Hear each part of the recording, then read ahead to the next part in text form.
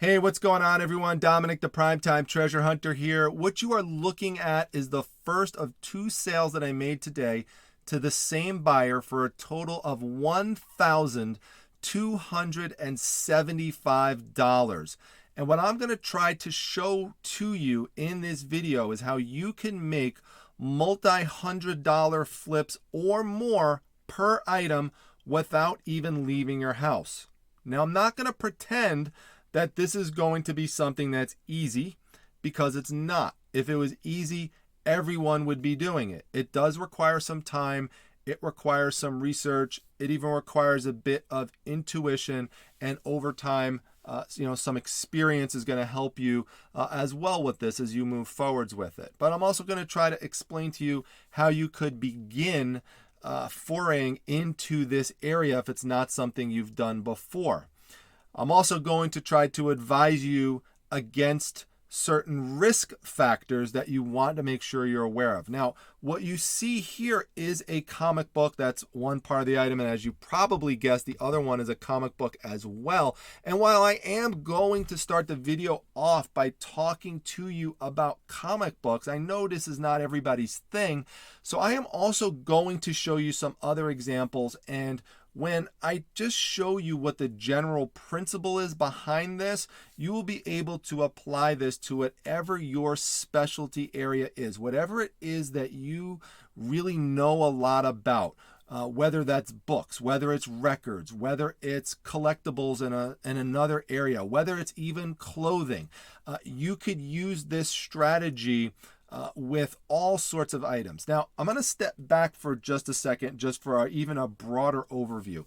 For those of you, especially who are very familiar with my channel, you know that what I do most of the time is I go out, I buy big collections, or I go out to estate sales and garage sales. I like to buy things in bulk.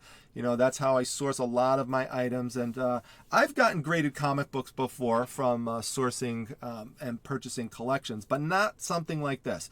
And that's one of the points, is that for the specific types of items that I'm talking about in this video, these are items that I have specifically targeted to purchase at a high amount and to flip at a high amount. So these are not things that I am going into trying to get for $1, $5, $10. I am going into it knowing that I'm going to have a significant expenditure on my hands, but I'm willing to do that because I believe that I have evidence and data that would allow me to make a nice profit over that initial investment. And I am going to show you the breakdown of what the net profit is on these items, because right now I'm just talking gross numbers. So this one here that you see, Uncanny Tales number 2 from 1974, it sold for a total of $700 today.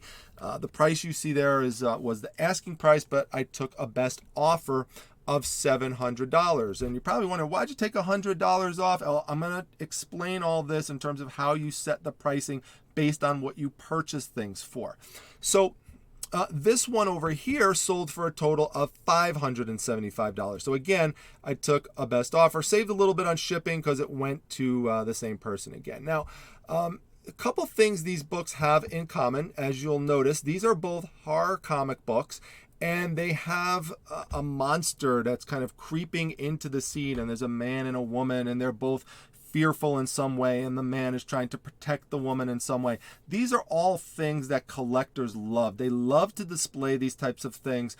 They love the big, bold colors. They love the types of lettering that's used. You know, even over here with like Chamber of Chills, you could see how the word chills is kind of dripping down a bit. And again, there we've got the monster hovering over the guy, and he's shooting at the monster as the woman tries to escape. Really, really cool. Now, another thing that this has going for it, this one's from 1975. So another thing they have going for it is that they're older. Okay, so they're about 45, 46 years old. So that's good. They have some age to it. So people like that. So that will give it more of a scarcity. But the other thing is that these are graded. They're certified by a company called CGC, which is the top comic book grading company out there. And they both have grades of 9.8, which is terrific.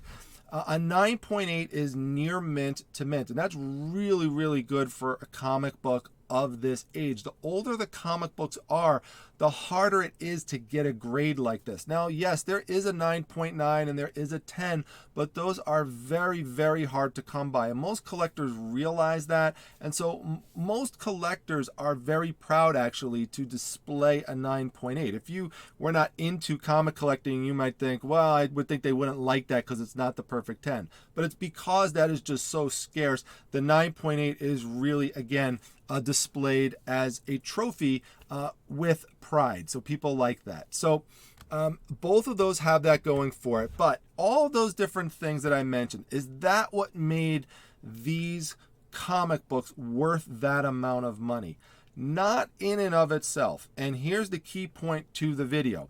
What made these comic books so valuable is that there's something exclusive to both of them that nobody else could claim to have. And what that is that these two comic books are literally the highest graded in the world by this company. How do I know that? Well, what you could do for comic books that are graded by CGC is you can go to something that's known as the CGC census. And this is it right here. You can just go to cgccomics.com/census and you'll get over to it and you log in. You have to have an account. The account doesn't cost you anything, although there are accounts you can get in which you get other features if you want to send your books in to get graded that do cost something. But just to check this out, it doesn't cost you anything. And what you can see here, this is Uncanny Tales #2. And if you scroll down, and I know the font's a little small, but what you can see here is there's only, and I'll highlight it, there's only one book here that has ever been graded as a 9.8 by CGC. Now, there's been a total of 15 of these that have been sent in to be graded, and of those, only one ever got that high. And you could see there's never been one as a 9.9, never been one as a 10. If we go over and we look at the Chamber of Chills #18 issue, you will see the same thing. There is only one as a 9.8 that has ever been graded. And that gives these books a significant value because, again, they're unique, and then you combine these other factors into it and that they're desirable. So just taking one factor alone, even it being the highest possible grade, that is not going to matter, by the way, if you have a book that nobody wants. So who's going to care about that? So it has to be, you have to have a combination of factors. There's no one single thing per se, but when you have all of those other great factors that I began discussing with you, then when you add onto it that it's the highest graded in the world, that is what adds the value to it. And that's what you would be looking for other items. And if you're wondering, well, what kind of things are there that are like that for other items? I'll show you an example and give you some other ideas as well as things to look for. The good thing about having a piece that's exclusive is, again, that no one else could claim to have it. So when we tend to think of exclusive items, we tend to think of things that are limited editions, right? So something that we've talked about, Funko Pops on this channel before. We've talked about other items that, like prints, for example, they only released maybe 500 of them, or they only produced 50 of them. Well, that's great. It's great to have one of those, and that does add value, certainly, if you have a limited amount. But the problem still is with those that there's 49 other people that have if something that went out in a run of 50, or if it's something of run of 500, there's 499 other people that have it, and collectors know that. So you have to kind of get into the collector mentality. I talked about pride. Collectors have pride about having something that no one else does. It's bragging rights. Collectors love to display things, look at it, and just know that is something that only I have. They will just look at that, even if no one else looked at it. But don't get me wrong, collectors also love when people people come over, especially fellow collectors or people that aren't even really into the collecting at all, but maybe they're just, they have like a casual knowledge of it. And, when you show them around and you show them the items, collectors love doing that. This is the highest ever in the world, graded of this book. And people go, wow. They love that reaction. So again, that's a lot of pride that goes into it as well. There's that display aspect to it. And so people will pay up big money for it. Now, let me show you the breakdown in terms of the actual net profit for this. Now, both of these books I purchased at the very end of February. So I sold them today, April 12th. So about a month and a half or so. And it took a while to get them. I wound up, not too long, like a few days. So again, about a month and a half in between purchasing it and actually selling it. Now, in terms of where I purchased it, I'm going to get into this a little bit later because there's general sources out there where you could get these kinds of things in terms of online auction sites. But here's the breakdown. And let me make the screen bigger so we could just focus on it line by line. So total sales, $12.75. Okay, so Chamber of Chills, what did I purchase it for? I spent, now this is total. This is total including shipping. I said online auction, so you have to pay an auction fee. You have to pay a fee to the house. So that's included in that as well. That is everything. Now, by the way, when you're signing up to bid at online auction sites, and I'm not talking eBay right now, I'm talking specialized auction sites, what you want to do is, if they allow this, send them a copy of your reseller certificate if you have one. They will be sent to you by your state. You could apply for one, especially if you have an LLC. I mean, these are great things to have because you won't get charged tax. So there's no tax included in this because the person who bought this from me today, they are going to be the ones who pay the tax on it. You have to be careful, by the way, that you are not playing any kind of games, because what happens is that the state can come in, the IRS can come in, and they could just come and audit you.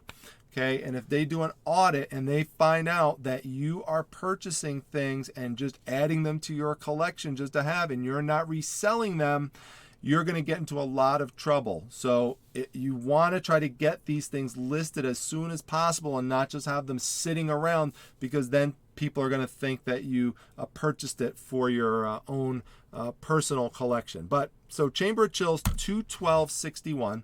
Then Uncanny Tales, I spent a total of $264.11.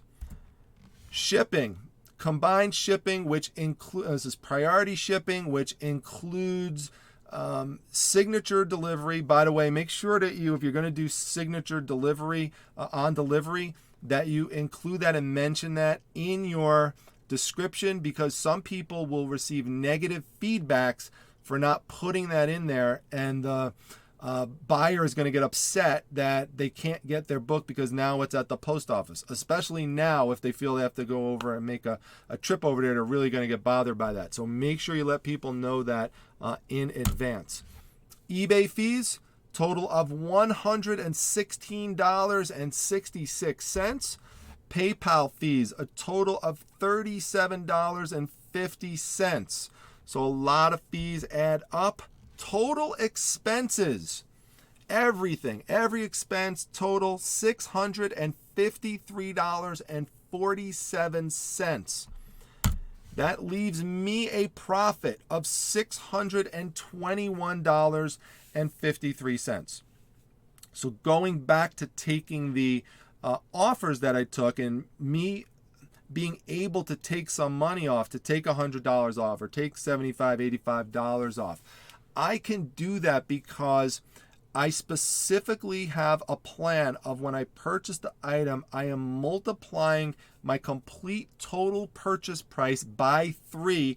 And that is the price because I know going into it that I'm probably going to have somebody that makes an offer to me. Now, they might not make an offer and they might buy it for exactly the price that I have it listed for. And if that happens, that's obviously even better. But if you want to try to come close to doubling your money, which really should be the goal in this situation, I came pretty close to it, so I'm pretty happy, especially off of 2 items. You have to make sure that you're tripling what your total initial investment is, and don't take out what you paid to have it shipped to you. All of that gets included. You're passing all of that on to the next person who purchased from you. That's the entire goal of doing this, is to triple things so that you could come close to doubling your money, or even more than that. So for 2 items, $621.53, that's great. That's one of the things that I was trying to do this year, is I was trying to find a way to make multi-$100 flips outside of my regular routine way of sourcing.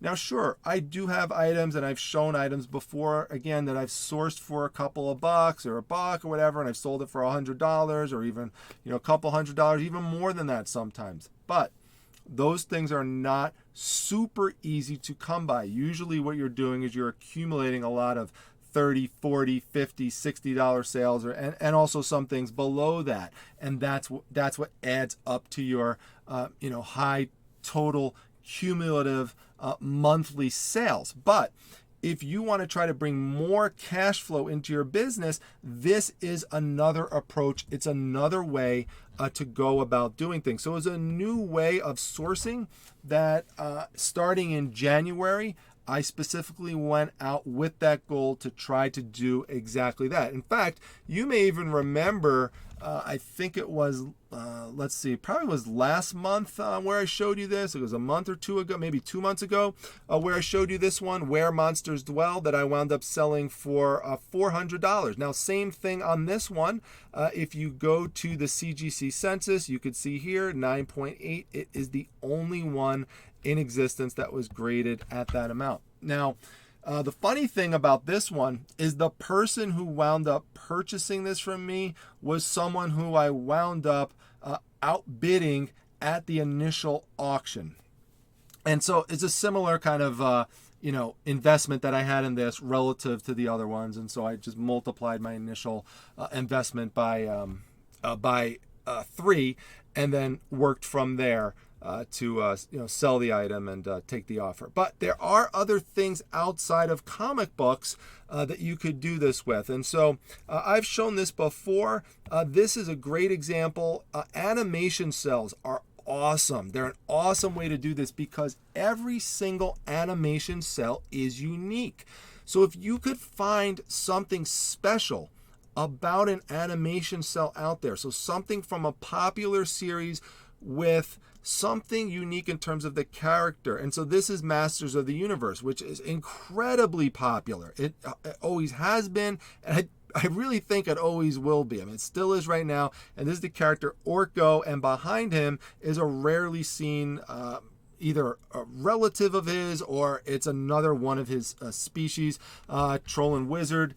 And so when I saw that, I said, you know what? If it was just Orko there, I wouldn't have been interested in this piece. But because it had the wizard behind it, I said, the combination of those two things is really appealing to me. And so this one right now has 3 watchers on it, and I do expect for it to sell somewhere between there and the high 200s. And so I wound up investing right around $100 for this item. So this is one that's another example. And by the way, going back to this one here, you could see another theme in terms of this one being a monster related item, this being something from the 1970s. Now, am I doing this with other comic books outside of horror books, outside of monster books? Yes, I am. But I do like doing it with this one. I have a Planet of the Apes one in a 9.8, although there are other people that have Planet of the Apes graded as a 9.8, so that's not as exclusive as these ones that I'm talking about here. I also have a 9.91 up for sale right now that has nothing to do with monsters or anything like that, or any horror type of stuff. Now, you could do this with sports cards, by the way. So if you have not seen it, and I will link to it at the end of this video, I implore you to go and watch this video. And, it's really a shame that only 979 people watched this show. And I think the reason why is because people said, yeah, you know what? I don't do anything with sports cards. I'm not really interested in sports cards, and I can't really make any money off of that, so I'm not going to watch the show. Well, with the live shows that I'm doing like this, where I'm taking guests from other niches, you could learn things from them that you could still apply to whatever it is that you are interested in. In fact, it was me actually doing this interview with Josh that actually got me thinking to try to use the approach that he's using with baseball cards, or actually, sorry, he's doing mostly basketball cards, but you can do it with other sports cards as well, and apply it to an area that I'm more interested in, which is the comic book. So if you like sports cards, go watch that. And I know, by the way, somebody who watches, Matt, that he actually was also motivated by this video, got back into sports cards, and has been using Josh's approach and has just been killing it with flipping sports cards. But you could use the approach in other areas as well. So in terms of where to go to do these types of things, there's different types of auction sites that are out there. I'm just going to show you two basic examples. One, which is one of the most popular ones, is Heritage Auctions. Now, they have comic books on there. They have all sorts of things.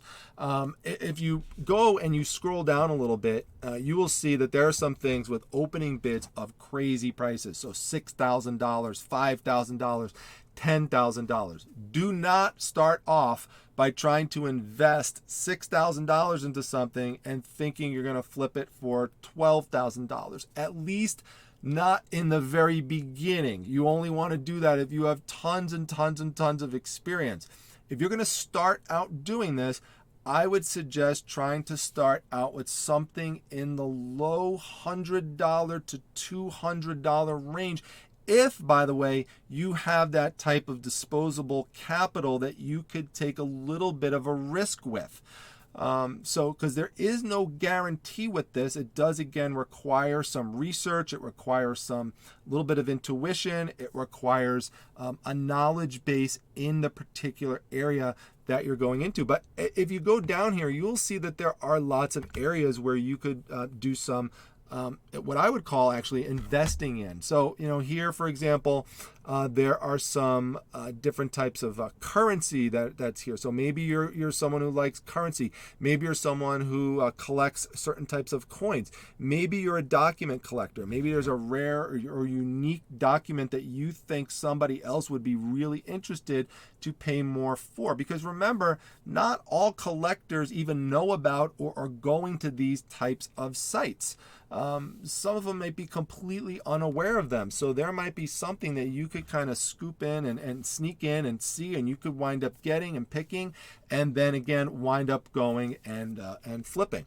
So you could do it with currency, and there's all sorts of other items that are featured on Heritage, and not all of them cost tons of money. For example, here's one right here that cost, the current bid right now is $50. Now, I'm not saying that's a good item to get or not. I'm just saying there are things that start at lower amounts. Let me bring you into another site right now that I could show you that has, at least on the front screen, more of an array of items that I could show to you. And this is liveauctioneers.com. And you can see here, I even did a search for comic books before, and there's like 75 pages with comic books on them. Now, they're not necessarily all graded, for example, and certified, but Heritage does have more of those types. But what you could do is you could go in and you could see there's all sorts of things. So here we've got Object and Home Day, luxury designer watches.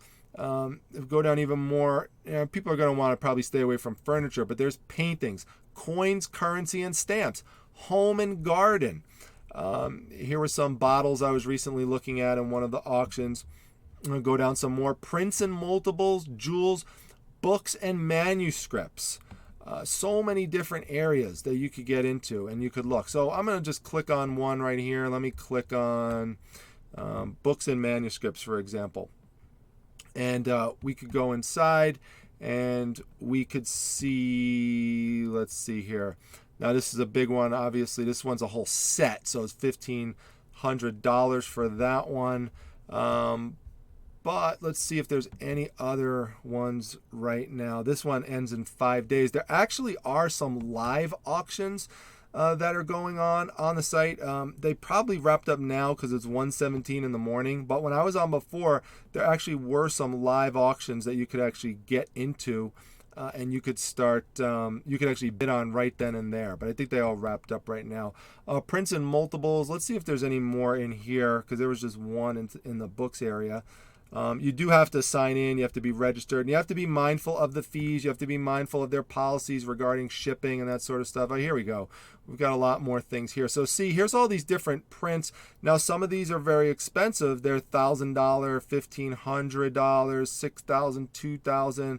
These are really expensive ones, and so this is not something that I would advise you starting off with. I would actually advise going outside of this category into something else. I think the books and the manuscripts ones would be an area that you could dabble in a little easier. Let me go back into that one because I was looking at it before, and I saw some books that were not as high priced. That one. Here we go. So if we go down here, here's a good example.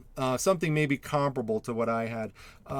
Casino Royale by Ian Fleming. At least comparable in terms of price, $300. Now, you would have to know, and I don't right now looking at this, but you would have to know, is there something unique about this book that makes it special, that would make someone want to pay 2 to 3 times the amount of what you're going to invest into it. Now, on this one, I probably would say no, given that there's some, condition issues, as you could see here, and on books, condition is a huge thing.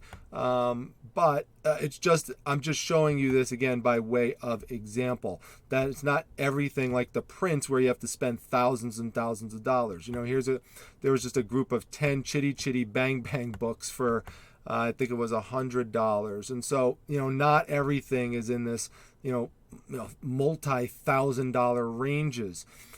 Some of the things I was looking at before on the live auctions, there were bids for $40, $50. So you got to look through there. Sometimes there's some lots. Are you seeing something in the lot that stands out that not anyone else might have seen? It's kind of like browsing for storage auction units. And, is there something in there that caught your eye that everyone else might have missed? And this is something you could do and kind of do a little bit of treasure hunting at home. So you could see here, there's some things, $175.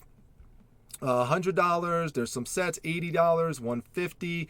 Live and Let Die. That one's a $500 one. $100 one. Man with the Golden Gun. There's all different examples. Obviously, this one here, there's a lot of Ian Fleming books in this set. So they're probably selling off something from someone's estate. But the point is that whatever your interest area is, go and try to find some type of online auction site that sells these types of things. Now, these are more general sites that I'm showing you, but you could go to ones that are specific for sports cards. You could go to ones that are specific to books or specific to printed materials. There's also, you could go to ones that are specific for jewelry. Sorry, my light went out there a little bit. So there's all sorts of things you could go for. You could go to ones that specialize in antiques, all sorts of things. Sorry, a little bit of a technical glitch here, Primetime Treasure headquarters. But anyway, we're ending off anyway, so I think it's telling me it's time to wrap up and go to sleep. But anyway, I hope that you found this helpful. These are just general ideas, general techniques about ways that you could go about sourcing from home online, especially now when most people are under stay-at-home orders or either self-quarantining or just really minimizing going outside right now due to the pandemic. So if you have a little bit of disposable income that you're willing to make an investment with, you go ahead and you could try that. Keep in mind that some of these items you have to at least recognize that there's a possibility that it could wind up being a longer term investment. So you have to be willing to fork out that cash and be willing to let it sit out there for a couple of months or even a year or maybe even more than that, knowing that eventually you should be able to get that investment back, especially if you're purchasing collectibles, things like comic books and sports cards and stuff, a lot of these things are going up in value. So eventually you should be able to get there, especially if you're purchasing in an area within that niche that there's some high demand in. So keep that in mind as well. But sometimes, like you saw in this instance, I was able to turn around and flip that money pretty fast. Now, there are some people who are going to say, you know what, I don't want to fork over $650 to make $620. You could have that position if you want to, but I always tell people, think of it like stocks and like stock investments. Plenty of people are investing in stocks. And it's not often that you're going to be able to go out and you're going to fork over, $600 worth of stocks, and then within the next month and a half, you've already got a $621 return on your investment. And I'm sure most people who are watching this would love to have an extra $621 from 2 sales that you're making. So it's possible. It's something you could do. Again, I just want to put it out there. You might ultimately decide you don't want to do it. It's not for you, but it's just another option that a lot of people don't talk about. People do talk about online arbitrage, but mostly people are talking about going to common places like Walmart or Target or HomeDepot.com and finding things and scouting things through there, and buying things in bulk and still making some good flips. I'm not saying anything negative at all about that type of sourcing, but I'm just saying this is something that is completely different. You're specifically targeting higher target items, higher dollar value items to flip them for a much higher value later on. So if you like the video, make sure you hit the like button. Make sure you subscribe to the channel. There's 609 videos on the channel. Again, all free of charge. Drop a comment down below if you have a question, anything like that. Always love to hear from you. Make sure you join the Facebook group, Facebook Reselling Resource Center. The link to that is down below, as well as to my Instagram account. I put a bunch of things there today. That's @prime_time_treasure. I'll see you all back at the next video, everyone. Remember, Wednesday night, 9 p.m. Eastern Standard Time, I'm doing a special live show about mental health in reselling. So I'll talk to you all there. I'm sure I'll see many of you at that live show. All right, everyone, take care.